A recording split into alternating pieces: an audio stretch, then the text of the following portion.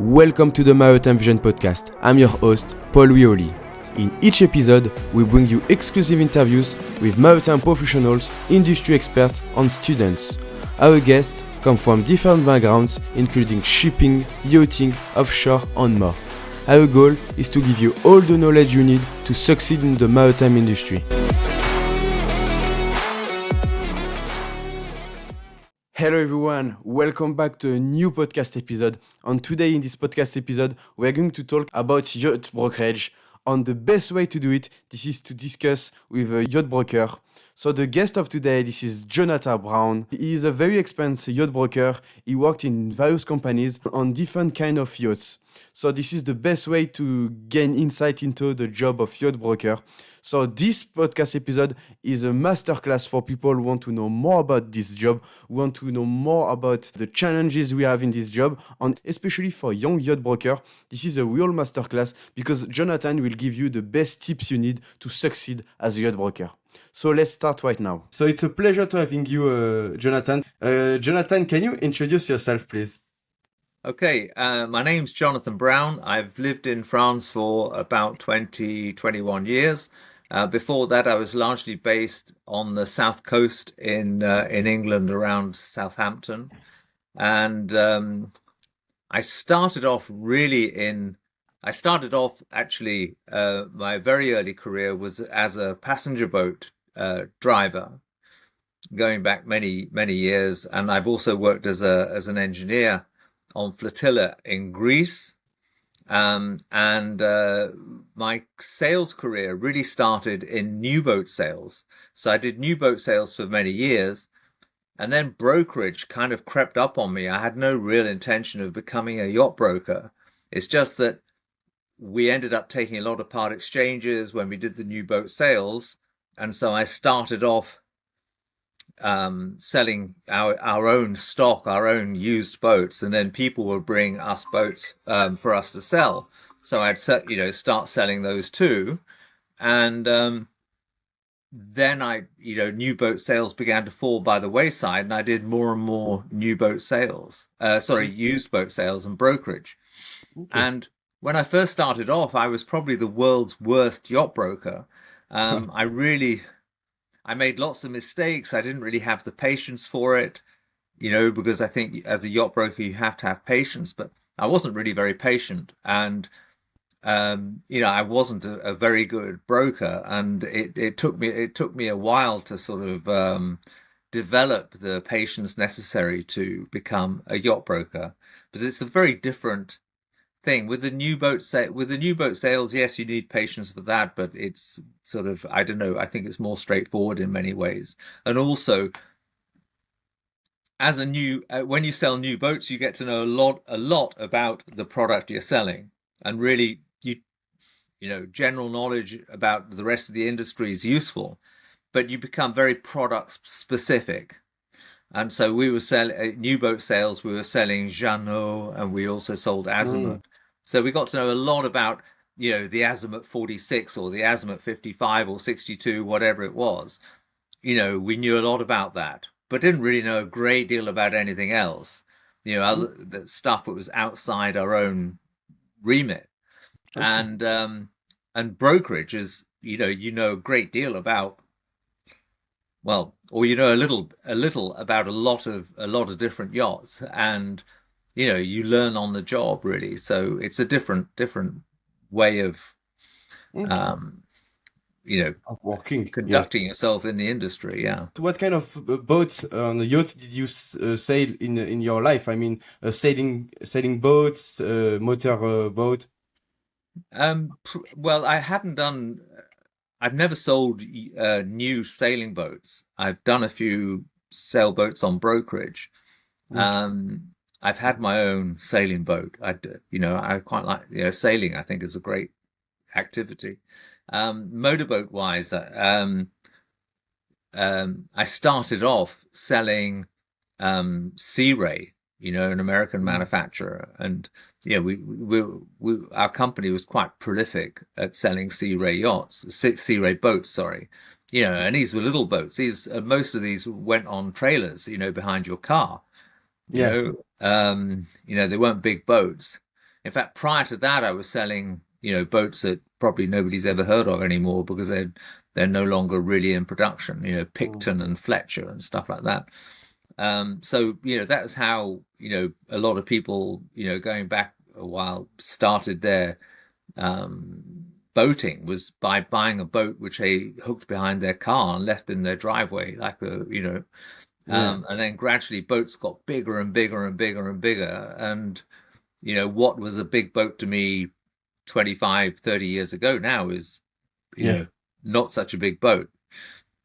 Yes, yachting became very big. Before, a motor yacht was considering like 20 meters boat was considering like quite a big yacht. But Yeah. now it's like a boat. I mean, it's not a yacht anymore for people. It's not even a super yacht. Yeah. No, no, you're right. It's just a regular motorboat. And I can remember um, my boss at the time helping me with my first sale of a 25-foot boat, and, Mm. because this was like big league.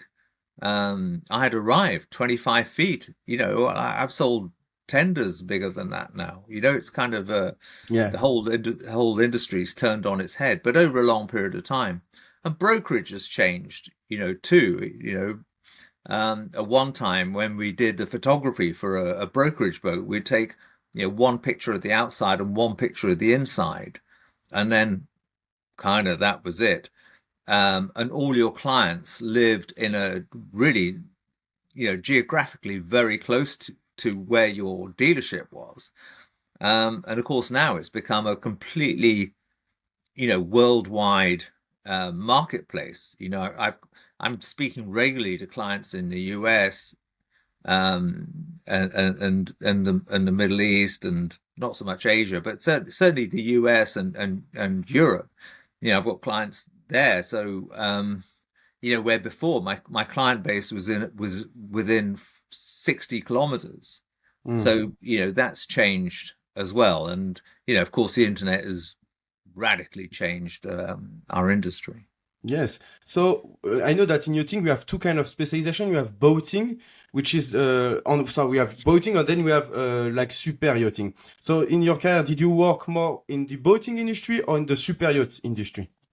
Mainly boating, Okay. you know. Yeah. I mean, this year, I've sold a 55-meter yacht, which was nice to do, a bit of an adventure. But most of my career has been, I would say, 15 to 30 meter, or 15 to 40, 35, 40 meter. That's really Okay. been where the bulk of my experience lies. And I'll still sell. I see myself very much as a general broker. I don't really care in a way, and I don't mean to sound this in a mercenary fashion.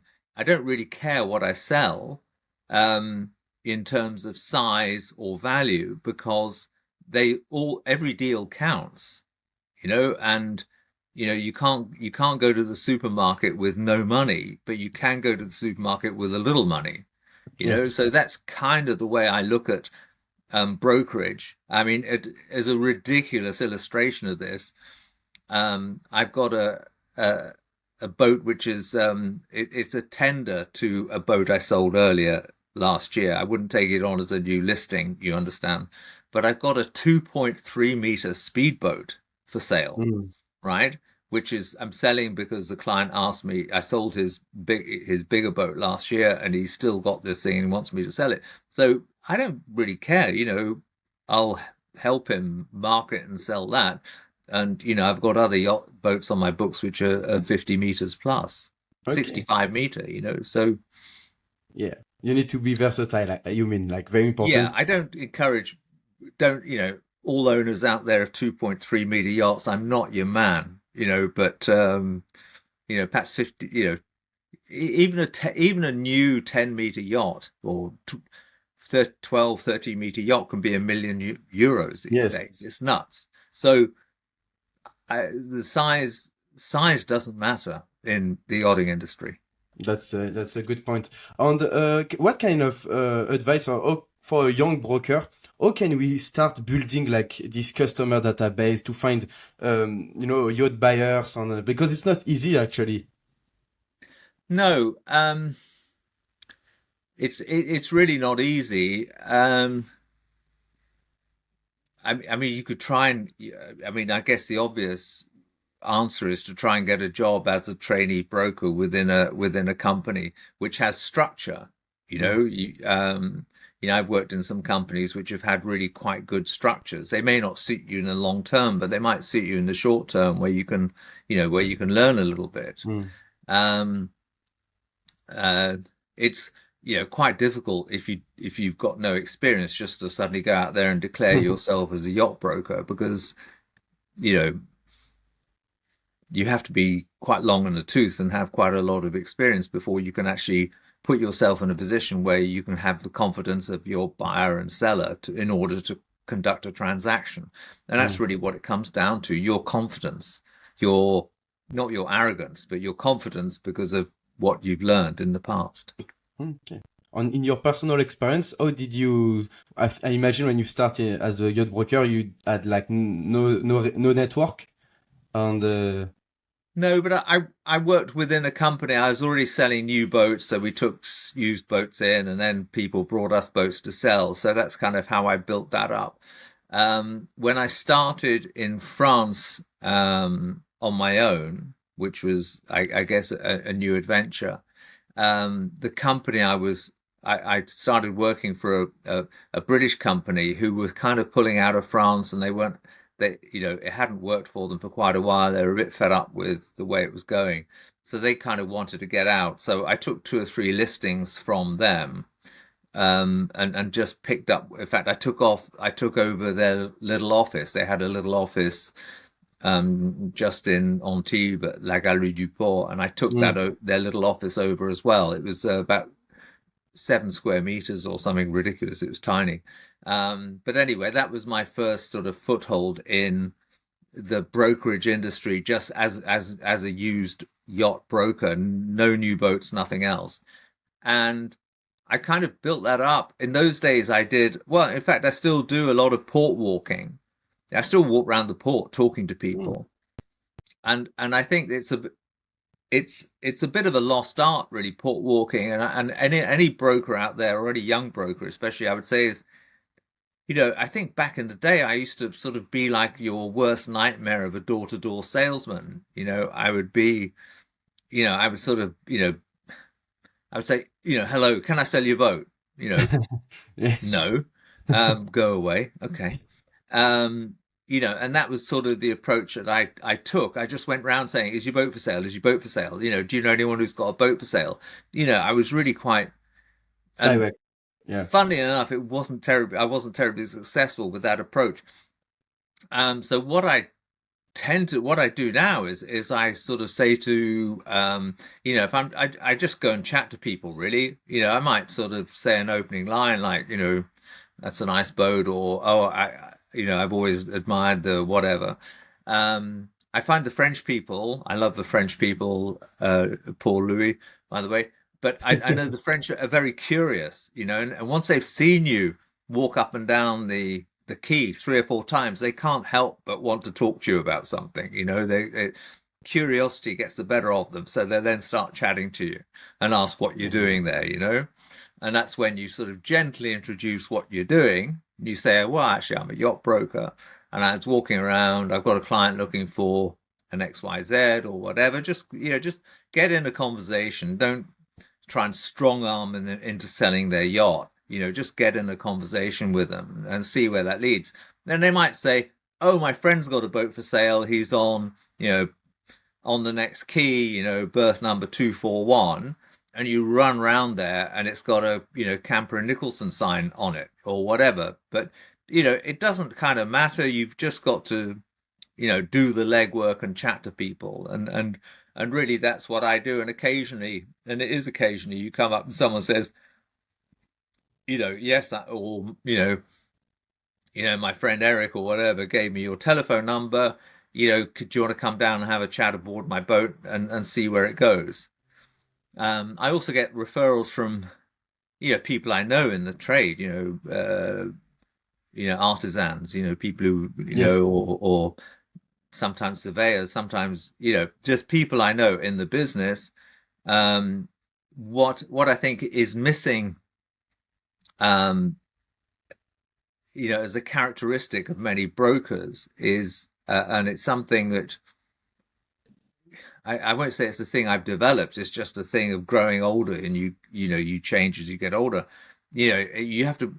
I think I've become more authentic. I've become more about Mm, helping the client, less about selling the boat. And you know, it works. mm, It really works. And if you've got a client who, you got to be a little bit careful with it because I've had clients say to me, I really want to buy this. Let's just pick a make, a Prestige, or something like that. yeah. Um, I really want to buy this Prestige 680, which, by the way, is, not a bad boat. I'm not knocking it. I'm just using it as an example.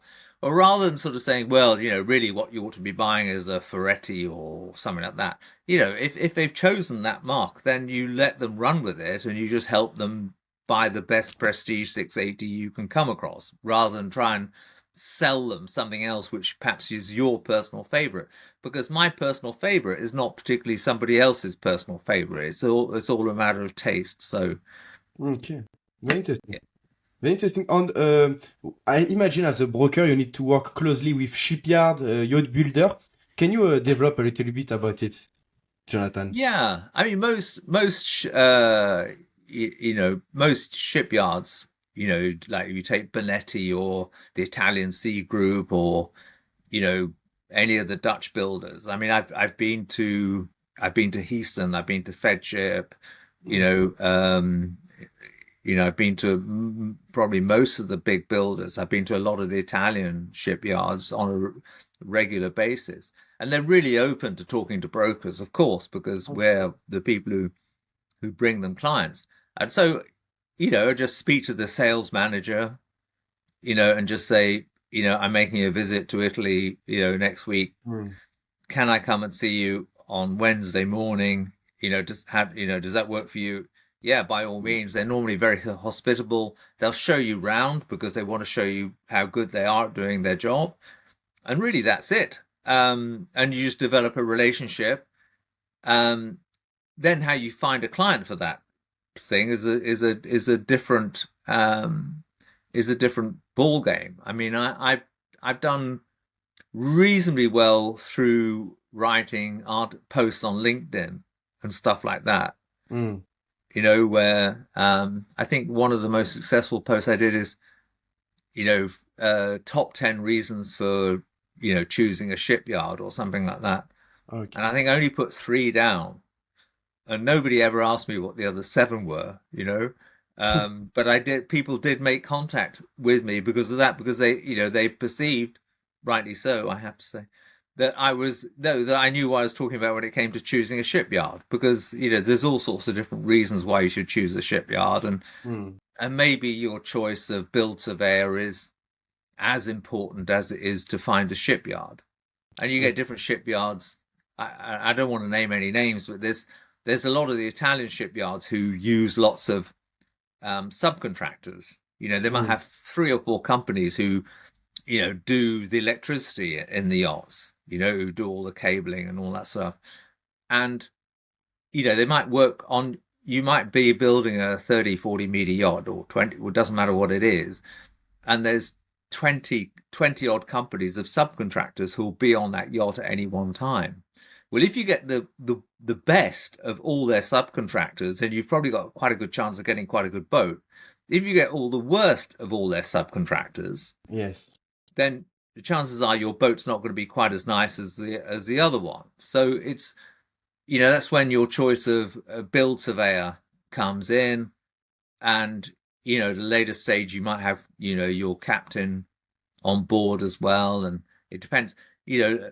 A lot of owners are quite dazzled by their captains, and the captains, in most cases, are not that savvy, not that clever when it comes to yacht building, because they don't know any more about it than I Mm. do. But what is important is knowing how much you don't know, not how much you do know. So if you know you don't know, then you can speak to someone far cleverer than yourself to go and organize it and do a good job. And as a broker, you manage these relationships. That's what a broker does. He doesn't necessarily have to know everything about the yacht himself and about the building process or about anything else. I don't have to be the best legal mind. I don't have to be the best at knowing about, customs duties and all that sort of stuff. But I mean, while I was just waiting for you to come online, I had a client who's got a problem with the douane, with the customs, Yeah. you know, and he says, "I've got a problem. Can you help me?" Can I help him? No. But do I know somebody who can help him? Yeah. Yes. And then I just refer him to this. So, I don't Okay. know. All I know is that I don't know enough to help him directly, but I know enough about, I know if he goes and sees this guy in Nice that, who's expert and has a good relationship with the douane, who could put his mind at rest with one phone call, then, that's my Okay. job done. Okay. And that's not for reward. That's for just being, just putting back, just adding, just helping people. Okay, nice. So, what kind of benefits can you gain? I mean, to know many shipyards, many project manager, all these people around the yachting industry, because I know that brokers always spend times traveling to visit a lot of shipyards, etc. But why is it so important? You even if you told me, but if we can develop a little bit because it's quite interesting actually. Um, Well, I mean, if you go into Italy, I'm based in the south of France, as I said, but even if you just go into northern Italy, you've got plenty of shipyards between, you know, um, well, really, sort of Savona, Mm. you know, onwards, all the way around to Viareggio and then further south as well. As So, pizza. you can go, Pisa, Viareggio, Mm. whatever, you can go and see, you know, 10 shipyards there without too much trouble. And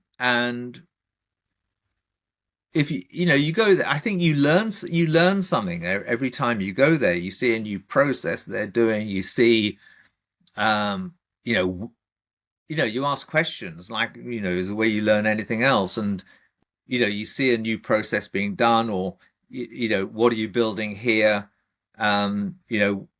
Why have you put the galley here? It seems a strange place to put the galley.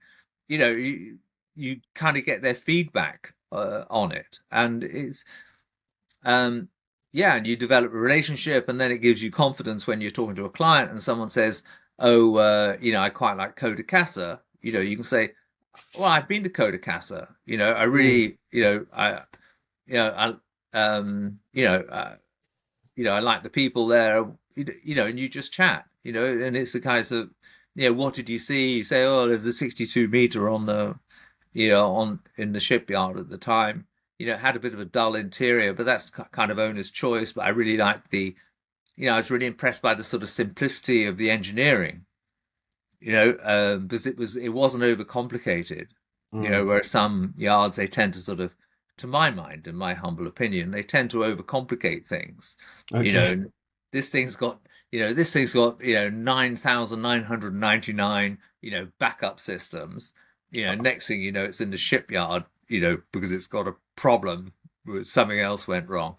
You know, it's with the marine stuff. I'm really into sort of simplicity in terms of Mm. engineering and everything else. It's more, it's just much easier. So, if you say, well, I went to Codacasa, I really like their sort of, I really like the way they operate, I like their level of engineering. Okay, yeah. It's like for your own, I mean, knowledge on to develop relationship to at least know to give good advice to your customer because you know how the yacht is built. Yeah, absolutely. And it comes in handy. This knowledge is building up. You don't go to a yacht broking university, and go and Yeah, study for 3 years with lecturers telling you about, Fedship and Lewison and yeah. Bonetti and Codacasa and all the Riva and all these other people. You build up your own knowledge by talking to owners, by talking to builders, by talking to project managers. Mm. But That's your university. yeah, that's the thing for Yacht Brokerage. We don't have specific studies for it, so we need to learn everything on the field. On what is the process of buying a yacht? For example, I am your client, and we found the perfect yacht for me. So how it works after that? Um, Well, I mean, it's a well-worn path really to buying a yacht. I mean, the first thing really would be to, get you around to have a look at it. Mm. If you found a yacht, so I mean, I've got a client at the moment. I'll take the guy in the US. He's doing his own research, and then he sends me links to adverts, and he says, Jonathan, could you find out how many hours this thing has, and all this sort of stuff. And we've done a couple of what is, I know you wanted to talk to me about technology. One of the important things about the technology these days is, of course, doing virtual visits. The other day I was in Gulf Shuan on a visit or between visits on yachts. We were looking at a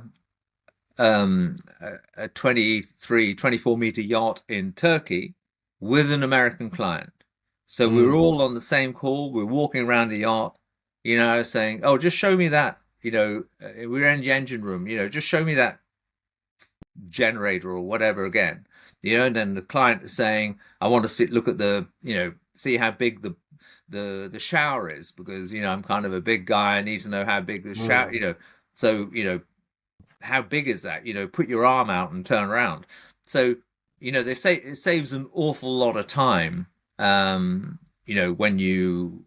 when you can do these virtual calls. So if you take that guy, for example, if he liked the yacht, um, yacht pricing is a whole different, yacht, the asking price, selling price, is a whole, it's a complete science, Yeah. a complete field in itself. So let's say, this yacht is 2 million euros. He might say, well, look, I feel comfortable paying, 1.6 for this. So then I speak to the broker and I say, look, I've spoken to a client. He's looking at an offer about 1.6. And the broker might say to me, well, this is where we're doing a joint brokerage. He might say, well, I've already had offers of 1.6. It's not going to cut it. And so you try and find a price where, both parties are going to be reasonably happy. Okay. And then I would say the next stage is to, get the client over, make sure he touches and feels it and likes it. And on that case, engage a surveyor to make sure what you're buying is what you think it is. Um, I mean, there shouldn't really be too much renegotiation done during or after the survey because the condition of the thing should be apparent. Mm. And I always try and, as a broker, want to, because as a broker you want deals to stay in bed. You want the deals to stay. So if I've got any bad news I want to tell about the yacht, then I like to do that really during the first or second discussion on the yacht. So I might say, look, it's a really nice boat. The paintwork's good. It's got a good service history. Everything's good. It's in class. Yeah. But the teak decks are quite worn, and some areas of the teak deck at some stage will need replacing. And then the client knows this. He's pretty happy. If you don't tell him that, and then it comes up on survey, he's going to say, "Well, Jonathan, the teak decks are, we need to spend 50, 100 grand on renewing some of the teak, or Mm. then the whole deal goes south very quickly. But if you've told him, he's made his offer accordingly because he knows he's got to spend some money on the teak. And so he sees the survey, or the surveyor speaks to him. He says, "Yeah, yeah, I knew about the teak. I've already been told all about that. I'm pretty cool with that." And away, and the deal sort of carries on. Um, so that would be the process. So you make an offer. You normally pay a deposit at that time, either to the listing broker or to a lawyer. More and more lawyers get involved in these things these days. Put it in an escrow account, subject to the terms and conditions of the contract. We Mm. use the MEBA contract, the Mediterranean Yeah. Yacht Brokers Association contract, which is quite straightforward. It's a bit long-winded, but it's quite straightforward and quite fair, I think, to both parties. There's caveats for the buyer, you Okay. know, so he can exit stage left if he really wants to. Um, and yeah, then we just move to completion upon, proof of paperwork, really. Okay. And that's it. It's quite a sort of simple process. Buying a yacht is quite an emotive process. Most things you buy, well, I don't say most things, a lot of things you buy in Mm. your life, are, they're sort of rational decisions. When Okay. you buy a computer, you think, okay, well, it's 2 gigabytes of storage. It's got this Yeah. processor, whatever. It's got this size screen. Yeah, that will do for me. And you buy it, and it's kind of and it's your work tool for the next 3 years or whatever. When you buy a boat, it's hugely emotive. It's a very emotional buy for most people. It's an emotional Yes. purchase Yes. because, you know, in fact, if because it can be a hassle owning a yacht unless you have a yacht manager, really, and any size of yacht. I mean, ridiculous illustration, but I'll use it nonetheless. I bought a little 6 meter rib, 6.25 meter rib to keep in Antibes, so when my kids came down to stay, we could go out, water skiing or just go to Yeah. the islands or whatever. And I got fed up with this thing, because um, I was always arranging insurance or servicing or, where to keep it in the off season, trying to Yeah. find a berth for it. It was and then I found myself checking on it all the time. Mm. Is the cover still on it? It had been a big wind. Is the cover still on it? You know, I wasn't really that emotionally attached to this thing because I really bought it for other people, my kids Yeah. to use and stuff. So it became a hassle. And that's not how I got into yacht management, but I did get into yacht management by a client saying, look, I really don't want the hassle of running this thing. I've got plenty of other stuff to do. I've got businesses to run. I don't know anything about yachting particularly, so I want you to do it for me. And that's kind of how I, got into yacht management was by, someone saying, I just don't want the hassle. I want you to do it. And he had been referred to me, and so away I went. And he's got a 24-meter yacht. I mean, I've got a few clients now, but that's how I started. And actually, when you look at what a yacht manager does, and I'm not trying to pitch for myself, I'm just trying to say as a general, Mm. because I if I have a client who wants me to do bigger boat yacht management, I won't do it. I would refer him to someone because I don't have the time, the energy, or the expertise really to do it. But I know plenty of people who do, who do ISM and stuff, which I don't. Yeah. I know a little bit about, but probably a dangerous amount, or enough to know that I don't know much about it. That's how much I know about it. Um, but when it comes to smaller boat yacht management, I engage the crew, I find the berth, I sort out his insurance. He had an insurance claim this year when the boat next door cracked into it. Oh. You know, it wasn't a big deal, but we got a sworn statement from the captain of the boat who knocked into it. We took Mm. photographs. We, liaised with both insurance companies. It was quite a lot of work. We did the re-registration because the yacht had before I got hold of it had been registered in Panama, which is a crazy place to put register a pleasure yacht. We Yeah. then had to change the flag and do the temporary. There's all sorts of things we did, which the client is aware of because we've just told him, we want to do this. They say, yeah, I'm cool with that. And when it comes to the maintenance, we just come up with a budget of what we think we need to spend. And then we go through it. And he'll say, is that really necessary? And I say, to my mind, it is. And he Mm. says, okay, we'll do it. What about that? Well, I'd kind of like to do that. And he says, well, that's 7 grand. It's Let's live yeah. without that. It's very important what you say. You mentioned that as a shipbroker, sometimes you need to add value by providing additional services. Um, it can be like the intermediate between the yacht manager and the owner, but it can be as well helping to find a berth for the boat or other services. Yeah, absolutely. And I mean, that just comes really with the territory. And, people come to you as a resource and and it's the same, I, I like cycling, and I've got friends who help me, or people who are better cyclists than me, who have, when I have a problem with my bike, I take it to a bike shop, because they look after it, Yeah. and they know how to do this stuff, and I know they're going to take care of me. I don't have to worry that they're, ripping me off or whatever. They just fix it and give it back to me, and away I go again. And so you need a resource. And with a yacht, it's kind of complicated because it's not just buying the yacht. It's keeping it, maintaining it, in some cases crewing it. Sometimes I get calls saying, people self-manage their yachts, and they might say, "Oh, my captain's going on holiday for 2 weeks. Um, I had some friends stay on the boat last weekend. All the laundry's dirty, the boat's dirty. I need a captain for Mm. the weekend." And so you go and you help out, and you find a way of getting it done, Okay. and helping people, getting the job done. Okay, very interesting. On now, let's ask this question because everyone wants to know about the commission. I know that it's like 6% if you find the buyers, and 4% if you represent the boat. Is it like that, or it depends actually? It does depend, and it's quite an interesting subject, commission.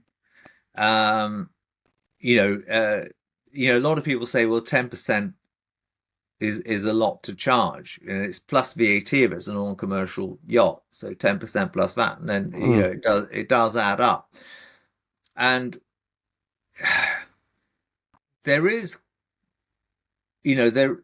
I've often looked at disruptive models. If you look at the airline industry, there's places full of disruptive models, and not all of them have survived. I mean, I use EasyJet a lot, and Yeah, I'm damn glad they're there.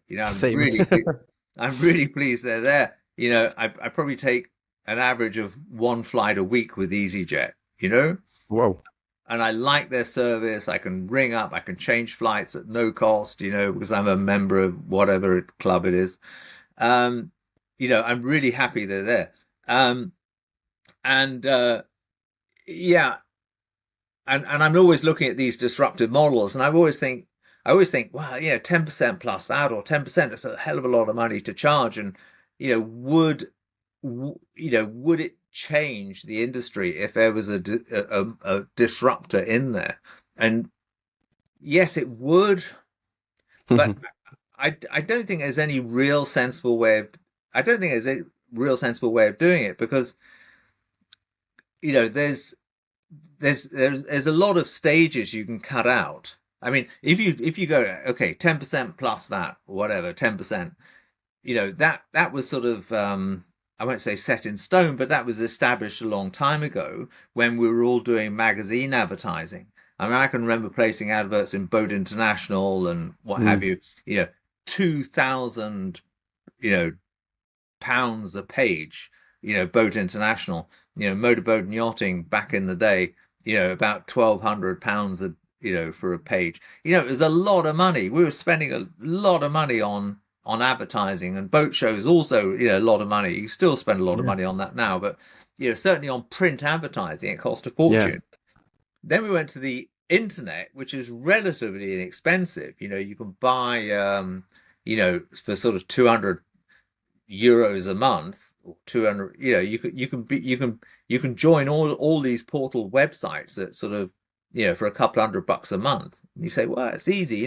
There's my boat. It's worth €1 million, Jonathan, and you're going to charge me €100,000 to come around and take some pictures of it and advertise it on the internet. Yeah. And well, if it worked that easily, then it'd be fantastic. But it's not really like that, because a broker does quite a lot of things, for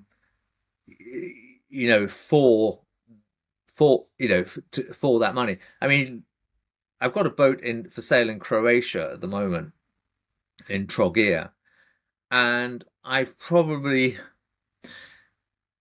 made at least ten visits to that yacht Wow. from Nice. And it's not, and it's near Split, and it's really difficult to get to from Nice. Quite often I have to Mm. fly through the UK, or through Vienna, through Frankfurt, through Munich.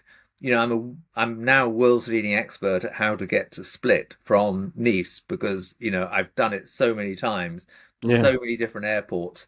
I've done it through Rome. I've done it through Paris, Vienna, Frankfurt, Wow. I've done it, So every vi every visit has to be accompanied. And that can be another broker, it can be another broker with his client, it can be a direct Mm. client, and it's so it's that's why we do a lot of running about, a lot of travel is because we have to do a lot of travel because you have to build up a relationship with the client, you have to build up a relationship with the yacht. With a bigger boat, you build up a relationship with the yacht crew, you get Mm. to know the yacht, so Yes. there's a lot to earning your commission.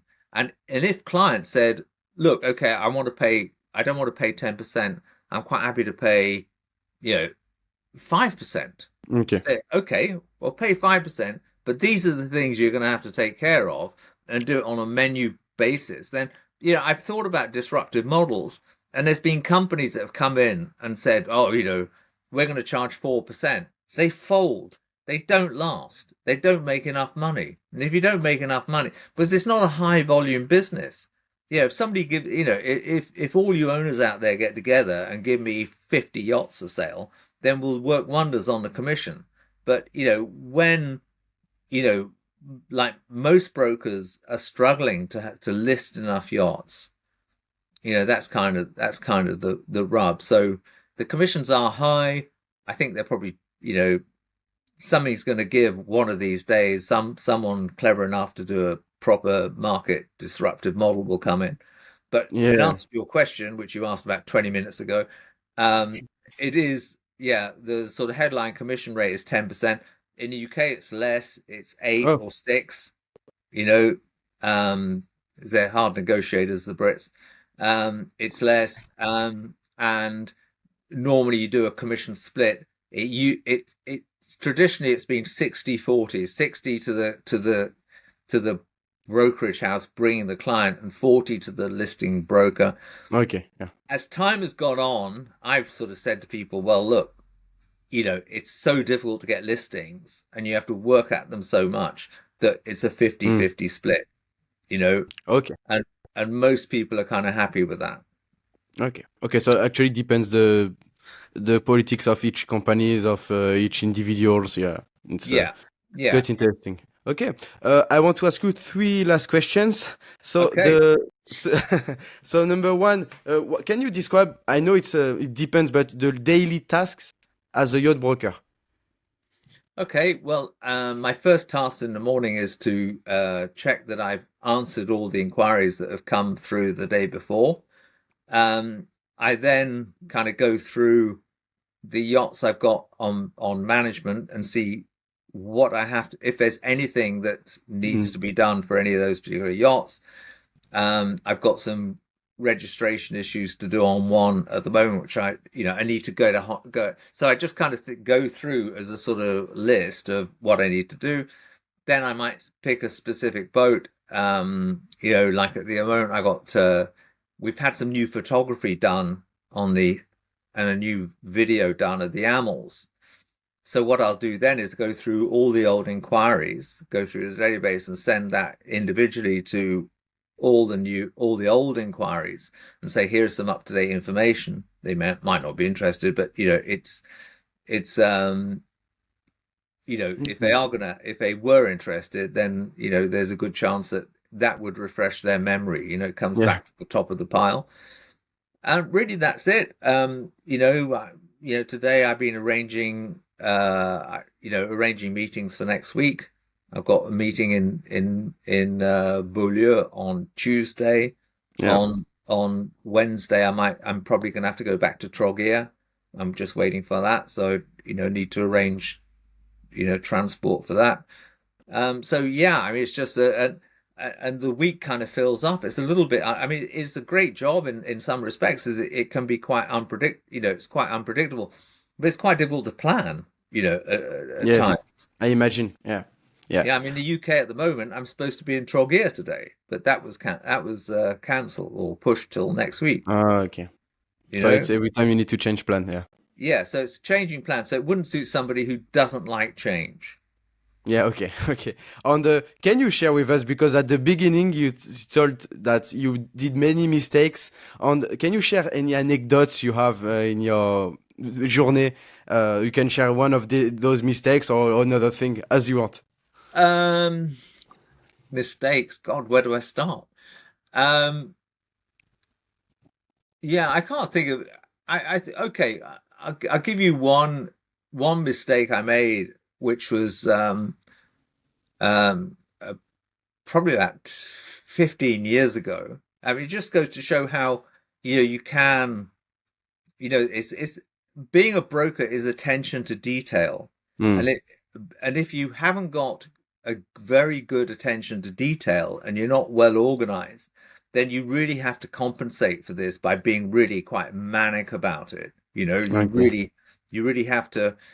Yeah, naturally, I don't have great attention to detail, and so I really have to be super organized, and I make lots of notes, and I have a notebook, and I write everything down, Okay. um, to try and ensure that I don't overlook things.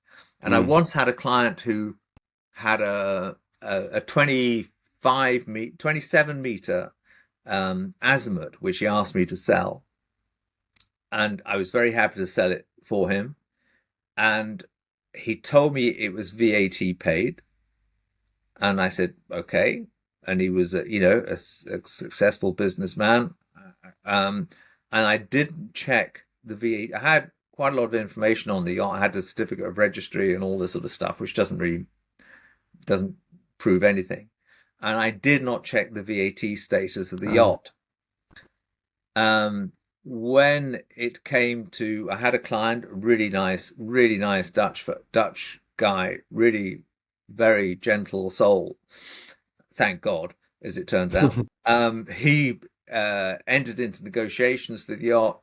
As a tax-paid boat, he made an offer. I can't remember how much it was. It was a chunk of change. It was like, I don't know, 1.5, 1.8 million or something like that. And when I went to a pre-closing meeting, it was it soon became apparent that the VAT had not been paid. So oh, then that started a legal fight. So and it got quite with lawyers it got quite. I mean, it didn't get expensive for me because as a broker, I'm by no means protected, but I just said, this is between you two. And these two guys were slinging mud and lawyers at each other for quite a while. And yeah, it was eventually sorted out. And my nice Dutch guy did lose. He lost probably 20,000 euros mm. or something like that in legal fees. Oh wow, okay. Um, so it was a bad situation. It was caused by me not checking. Um, Oh, the but I VAT. will tell you this, Paul Louis, because it was quite funny. About 3 years later, 3 years after this, it all died down, all gone away. I was at the Cannes Yacht Show, and I was walking down the boulevard down by the Palais des Festivals, Okay. and this giant Dutch guy was walking towards me. I mean, he's unmistakable. He's about 2 meters tall, quite Okay. broad, and um, and there was only us two really at that moment walking down the quay. And he saw me, and I saw him, and just our eyes met, and so I thought, oh my God, and anyway, he just came up, and I said hello, and he said hello, and I said, look, I'm really sorry. I'm really, really sorry. I really did. I made a mistake. I messed up. And he put his hand on my. I promise you, this is true. He put his hand on my shoulder, and he said, "That's okay, Jonathan. I forgive you." Oh wow. And we shook hands, and he walked off. Right, and that was kind of it. And then I don't know, I don't know, it must have been 5 years later, at least, maybe more. He rang me one day and said, um, "Can I invite you to lunch?" And I said, I said, well, I'll come for lunch with you, but if anyone's paying, it's got to be me, okay? And he said, okay, So we went for lunch in Golfschuan and we had a, nice chat. And and anyway, he said, I want to buy another boat, and he was looking at just like a 15-meter sort of speedy boat thing, to keep near Saint-Tropez. And I said, I said, I said, this is really nice. I'm really pleased, you're talking to me. And he said, and I said, why are you, after the last time, where I made such a monumental mistake, why are you trusting me as a broker? And he said, well, you're not going to make the same mistake again, are you? Yes, it makes sense. And I said, no, I don't think I am. And so that's kind of, yeah. So if you make a mistake, learn by it, and hopefully it will be with a big, gentle Dutchman. Okay, nice. I live in the Netherlands, so it's full of Dutch, giant Dutch people. They are, But they are, they are enormous, aren't they? I mean, there was no way I could avoid this guy walking down the quay and. I try to compensate. I go to the gym to look a little bit bigger, but it doesn't work anyway. No, I know the So yeah. feeling. Yeah, and now I want to ask you this question, more fun. What is your favorite boat, shipyard or yacht builder? Okay. Wow, really good question. Um, The answer is I don't really know. There's lots of manufacturers I like. I mean, you can't help. I mean, I've been to Fedship, who are, I've been to Amels, I've been to, and you go to these places and your mind is blown, by the perfection and the scale of the whole thing. You got a 90-meter yacht in a hall being painted or something, and Hmm. it takes them a year to paint it or something. It's nuts.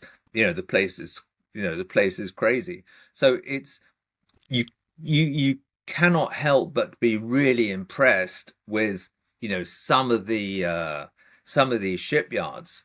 But in terms of fun, um, I don't, for me, it's more about it sounds really corny, and I don't mean it to sound. It's more about the people you're with, and it would be great to be on one of these 100-meter fed ships, But personally, I would feel uncomfortable about where I sit down and Oh yeah. spilling my coffee or whatever. I mean, it's just too precious, and I'm not precious about cars, so I don't have a prestige shiny car. I have a quite an ordinary day-to-day car, Hmm. because I don't want to worry about it. It's not in my makeup. So I think, I mean, it's not really a plug for the yacht, but I mean, I've got this lovely yacht, this Amels 50-meter for sale called Mercury 2001 yacht, and it's just nice. I've been to sea in it. It's a beautiful, it's like an old lady. It sort of glides effortlessly through the water. It's It's a motor yacht, beautiful. huh? Sorry? It's a motor yacht. Yeah, big, Okay. big, big motor yacht. It's 720 gross tons. Okay. And it's a you go into some big seas, and it's super smooth. There's no vibration. It's very quiet. And for me, I could have fun on a yacht Hmm. like that. I don't think I could have much fun, on a sort of 100-meter something or other. And I like smaller boats as well, because that, nowadays in France, as you know, we've got this 24-meter limit, for anchoring for Ah yes. Hmm. anchoring closely into the, like the Ile de l'Airain or whatever. Yes, I've heard about it. Yeah, it was Yeah, few years ago now. yeah, but Hmm. they're getting more and more strict, and they're Yeah. implementing it much more. So sort of smaller yachts excite me really, and little sailboats. So I'm a yachting, boating enthusiast. I didn't come prepared enough to say that I had a favorite. I haven't really got one. Yes, makes sense actually. Yeah. Yeah. That's very interesting. Yeah, for me, I'm a big fan. I'm a sailor, so for me, sailing boat it makes more sense. But I don't say no, to a Van Dutch. I really like this Yes.